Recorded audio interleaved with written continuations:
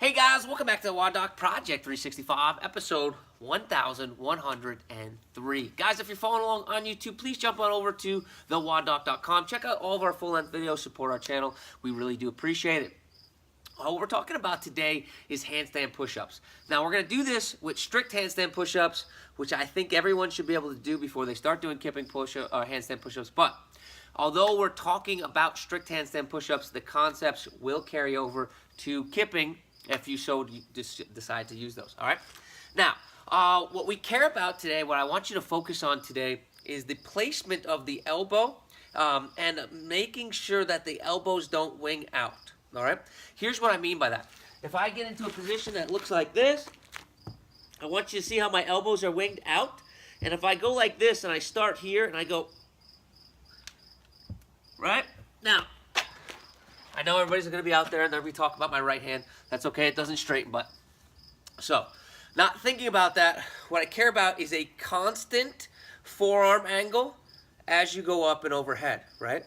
If we allow ourselves to, our elbows to wing out as we're pressing, basically what we're doing there, right, is I've put myself in this position. If I'm allowing myself to wing out, I'm internally rotating my shoulder, right, and I'm pushing the head of my arm bone, humerus, forward, jamming that sucker in there, possibilities for impingement. Second thing is it's not as stable of a position, right? Because I'm adding another vector rather than going straight up. So what I want you guys to try to do is a very simple task. We're going to try to keep our forearms vertical with the ground throughout the entire movement. We're also going to put our head and hands in a triangular shaped position. I want you to think about if I was going to take a piece of plywood, put it over top of my head, I would never carry the piece of plywood like this. No one would walk down the street with a piece of plywood on their head that looks like this, right? What they would do is they'd make their head a point and their two hands a point. So you'd look like this, so it's a triangle, right? If you guys can see it like this, so it's a triangle, right? We wouldn't have it like this, we'd have it like this.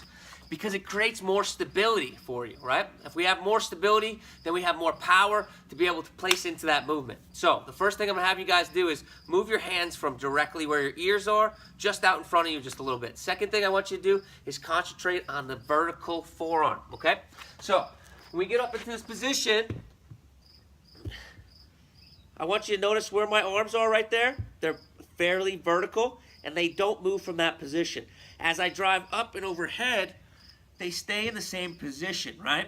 All right, don't worry about the right hand. Look at the left hand. Same position. There's no movement in or out of the elbow. And that's what we're going to work on. Elbows stay in the same place. And we drive up. So, take-home points.